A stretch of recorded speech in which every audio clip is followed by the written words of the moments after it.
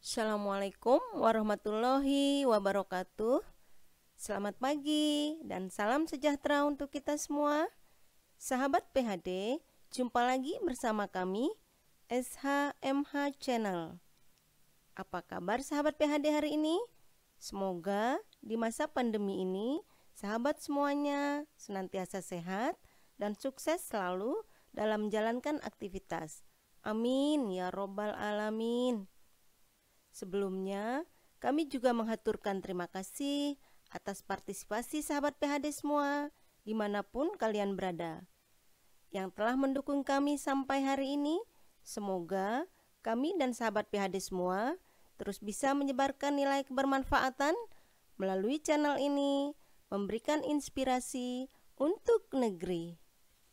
Sahabat PHD yang berbahagia, dimanapun kalian berada, dalam kesempatan kali ini, kami akan mencoba mengupas materi tentang sistematika penyusunan peraturan daerah berdasarkan Undang-Undang Nomor 12 Tahun 2011 tentang pembentukan peraturan perundang-undangan.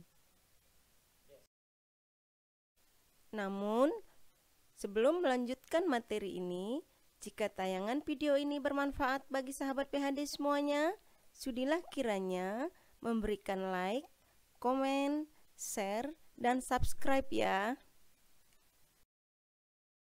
Sahabat PHD yang berbahagia, berikut adalah sistematika atau kerangka peraturan daerah.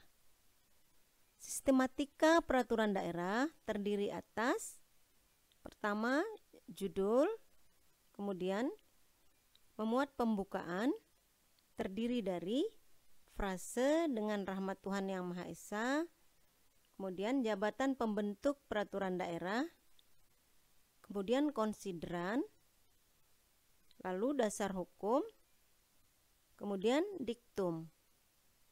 Selanjutnya adalah batang tubuh, terdiri atas ketentuan umum, kemudian materi pokok yang diatur, kemudian ketentuan pidana jika diperlukan, ketentuan peralihan jika diperlukan, kemudian ketentuan penutup.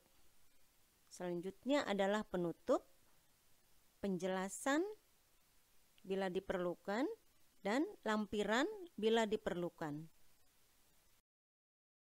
Sahabat PHD, berikut adalah kami tunjukkan contoh perda seperti ini.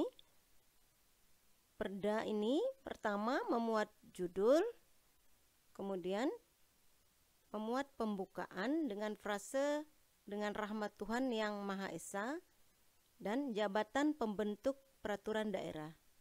Kotak berikutnya adalah konsideran menimbang, berisi landasan filosofis, landasan sosiologis, dan landasan yuridis. Selanjutnya adalah dasar hukum mengingat, dimulai dari pasal 18 ayat 6 Undang-Undang Dasar Negara Republik Indonesia tahun 1945 sebagai landasan konstitusional kita di negara Republik Indonesia. Kemudian selanjutnya adalah Undang-Undang tentang Pembentukan Daerah yang membentuk peraturan daerah. Kemudian undang-undang yang terkait dengan materi muatan yang diatur dalam peraturan daerah tersebut. Selanjutnya, Undang-Undang Nomor 23 Tahun 2014 tentang pemerintahan daerah. Kemudian dilanjutkan dengan peraturan perundang-undangan lainnya yang memuat materi muatan yang diatur dalam peraturan daerah dimaksud. Selanjutnya, masuk kepada diktum yang ditandai dengan frase dengan persetujuan bersama Dewan Perwakilan Rakyat Daerah Provinsi dengan Gubernur. Kemudian dengan frase memutuskan, menetapkan sesuai dengan judul peraturan daerah. Kemudian masuk pada batang tubuh diawali dengan bab 1 berisi ketentuan umum pasal 1.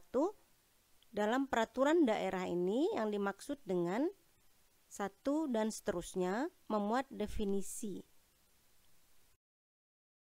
Sahabat PHD, masih dalam batang tubuh memuat materi muatan yang diatur untuk menjabarkan materi-materi selanjutnya yang diatur dalam peraturan daerah ini. Selanjutnya adalah ketentuan penutup dengan frase peraturan daerah ini mulai berlaku pada tanggal diundangkan, agar setiap orang mengetahuinya, memerintahkan pengundangan peraturan daerah ini dengan penempatannya dalam lembaran daerah provinsi.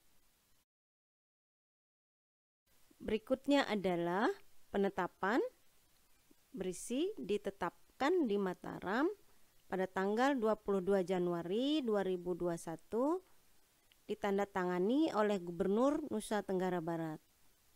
Kemudian selanjutnya adalah pengundangan, diundangkan di Mataram pada tanggal 22 Januari tahun 2021, ditandatangani oleh Sekretaris Daerah Provinsi Nusa Tenggara Barat. Kemudian peraturan daerah ini tercatat dalam lembaran daerah provinsi. Selanjutnya adalah salinan, ditandatangani oleh Kepala Biro Hukum Setda Provinsi. Sahabat PHD yang berbahagia, berikutnya adalah kerangka penjelasan dari peraturan daerah dimaksud. Pertama, judul penjelasan memuat judul perda. Kemudian masuk kepada penjelasan umum. Selanjutnya, penjelasan pasal demi pasal. Sahabat PHD, berikut adalah contoh peraturan daerah tentang retribusi yang memuat lampiran, di mana amanat lampiran tersebut tertuang dalam batang tubuh perda. Sebagai contoh, dalam pasal 5 ayat 4, peraturan daerah ini mengamanatkan bahwa struktur dan besaran tarif retribusi pelayanan kesehatan sebagaimana dimaksud pada ayat 2 tercantum dalam lampiran 1 yang merupakan bagian tak terpisahkan dari peraturan daerah ini. Berikut adalah contoh lampiran dimaksud.